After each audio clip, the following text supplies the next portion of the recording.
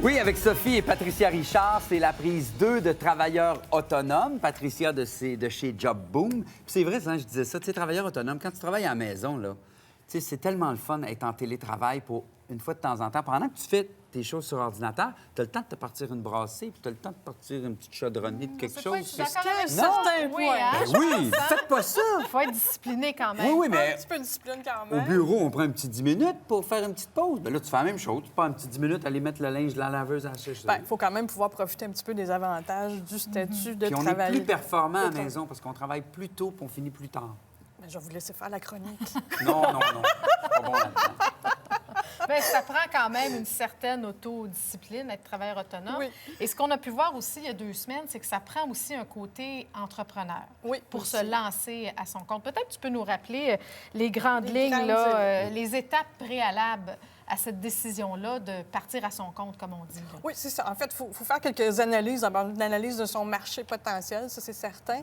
Et aussi, quand ça fait un certain temps qu'on est sur le marché du travail, dans un emploi conventionnel, si on veut, c'est bon de faire un bilan de compétences professionnelles et personnelles parce que ça nous permet de prendre une petite distance, puis en fait, parfois de réaliser qu'on a fait beaucoup plus de choses qu'on imaginait, qu'on a des forces X, mais qui peuvent être très utiles là, dans notre nouveau statut. L'autre chose aussi, c'est bien sûr penser à l'organisation, justement. Comment on va s'organiser? Est-ce qu'on va avoir un bureau à la maison ou est-ce qu'on va plutôt louer? Est-ce qu'on doit faire garder ses enfants alors qu'avant, on fonctionnait différemment?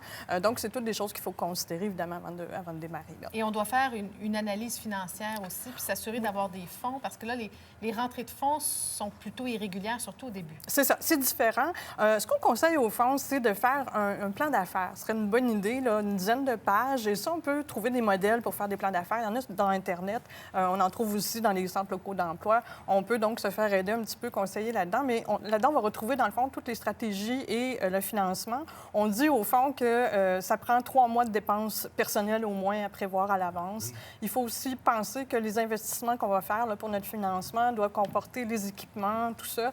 Donc, notre financement doit couvrir nos frais de démarrage avec si on veut, les ventes qu'on va faire. On doit arriver, donc, à couvrir tous les frais, tous les coûts de démarrage. C'est comme c'est le démarrage d'une entreprise, en fait, parce que travailleur autonome, c'est ça, on devient une entreprise. Exactement. C'est juste pas la même envergure souvent, parce que, bon, on n'a pas les mêmes équipements à investir souvent, mais c'est quand même similaire. Il y a aussi la question du statut fiscal, parce qu'évidemment, on n'est plus, donc, employé permanent, ou employé dans une entreprise conventionnelle. Donc, à ce moment-là, il faut aller vérifier un petit peu ce que ça peut impliquer, parce que la fiscalité ne s'applique pas de la même façon. On peut choisir de s'incorporer, de ne pas s'incorporer. Alors, allez voir les sites Revenu Québec, Revenu Canada, et aussi trouver un comptable, si on se lance, un comptable qui sait travailler avec les travailleurs autonomes et connaissent leur réalité. Parce que c'est différent. La comptabilité ne s'applique pas de la même manière. Donc, allons-y. Oui, c'est ça. Puis, moi, je dirais, j'ajouterais même un comptable qui connaît notre secteur d'activité aussi. Oui, encore plus. Oui, tout à fait. Ça aide vraiment. Alors, la chronique d'aujourd'hui, tu voulais donner des trucs aux gens. Parce qu'un coup qu'on est lancé, bon, là, on a notre bureau, on est équipé, on est parti, on est motivé.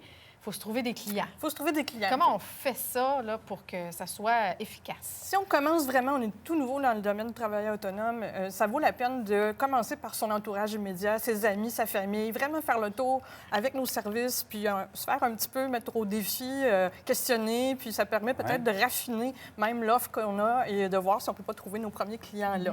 Sinon, il faut se faire connaître. Et là, c'est du réseautage un petit peu classique, mais aller dans les associations d'affaires reliées à notre secteur ou au secteur qu'on veut développer ou dans la région où on se trouve. Donc, pour se faire connaître auprès des bonnes organisations.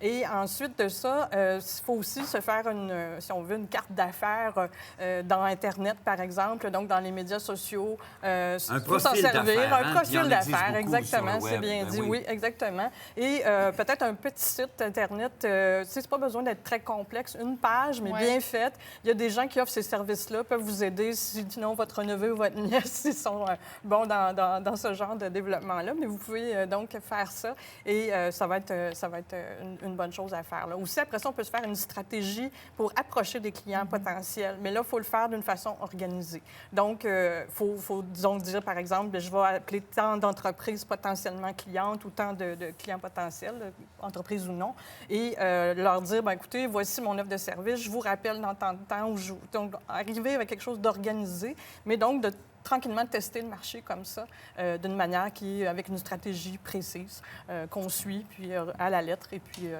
tout en continuant son réseautage autour. L'autre chose qui est bien embêtante, là, après la sollicitation, là, ça, il faut s'y mettre, il faut apprendre à se vendre, c'est de fixer son tarif. Parce que là, on a des clients qui vont être intéressés par nos services.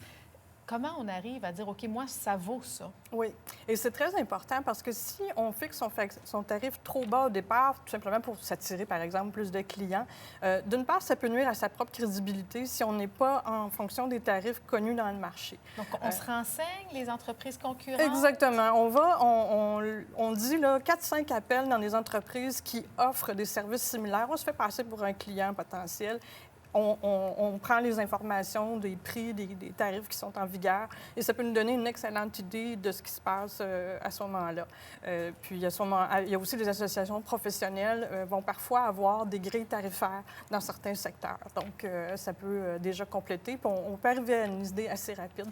C'est important que le tarif soit le bon parce qu'après ça, se rajuster par la suite, ça peut devenir compliqué. Si on veut augmenter son tarif alors qu'on l'avait mis trop bas, ça peut être difficile de rattraper nos clients à ce moment-là ou de les garder. En même temps, on peut avoir peur de vouloir charger trop cher. Oui, c'est ça. Donc, on peut avoir peur de charger trop cher. Donc, c'est là que tout cet équilibre-là demande donc une recherche dans son secteur. Et je pense que c'est important de le faire parce qu'une fois qu'on va être parti avec un tarif, on va devoir rester... on est un peu pris avec. Et là, si on suit tous tes conseils, Patricia, là, ça va bien. Là. On a des clients, on a des contrats. Là, arrive le moment où il va falloir dire non. On ne peut pas dire oui à tout. Puis en même temps, quand on est travailleur autonome, il y a une insécurité parce qu'on se dit, si je dis pas oui à ce contrat-là, peut-être que là, le mois prochain, j'aurai plus de clients. Je ne le sais pas. Oui, Et effectivement. la qualité de vie, là, Oui. je disais à la blague tantôt, on commence plus tôt, on finit plus tard si on travaille à la maison. Mais si on est à l'extérieur, c'est pas évident. Il faut se garder du temps Oui, pour il vivre. faut se garder aussi. du temps pour assurer qu'on est capable de livrer ce qu'on a à livrer tout le temps, parce que ça, c'est très important pour notre crédibilité. Donc, quand on reçoit un appel pour une offre ou pour un contrat, c'est important de prendre un petit peu de recul, quitte à dire, écoutez, votre projet m'intéresse, est-ce que je peux vous rappeler cet après-midi, demain? Et à ce moment-là, on prend le temps de réfléchir un petit peu à la faisabilité de tout ça et de revenir avec une réponse relativement réaliste. Aussi, parfois, on peut avoir une demande, ça a l'air très, très urgent d'y répondre maintenant. Quand on questionne davantage, des fois, on finit par se rendre compte que ce n'était pas si urgent ou il y a moyen d'organiser ça autrement. Donc, c'est toutes des mesures à prendre pour éviter d'avoir une surcharge là, ou de passer à côté d'occasions qui pourraient être bonnes quand même. Parce qu'il y a un adage qui veut que vaut mieux avoir un bon client que plusieurs mauvais clients. Mais là, on voit un tableau, là, justement, à l'écran. Qu'est-ce que c'est un bon client, Patricia? Bien, en fait, le bon client, premièrement, c'est celui dont les besoins correspondent aux services qu'on a à offrir. Par exemple, si je suis traducteur ou traductrice dans le domaine médical et que j'accepte un contrat, mais pour le domaine de l'informatique, ça se peut que je perde mon temps et ça se peut aussi que je ne livre pas à la hauteur de ce que je suis habituée de livrer. Donc ça, c'est important que le client soit dans notre créneau. Ensuite de ça, le bon client, il n'est pas là juste pour le prix. Il ne nous négocie pas à la baisse systématiquement. Parce que ça veut pas dire qu'il ne faut pas avoir des clients comme ça, mais ça se peut que ce soit un infidèle qui va aller chez le compétiteur dès que le prix va être meilleur ailleurs.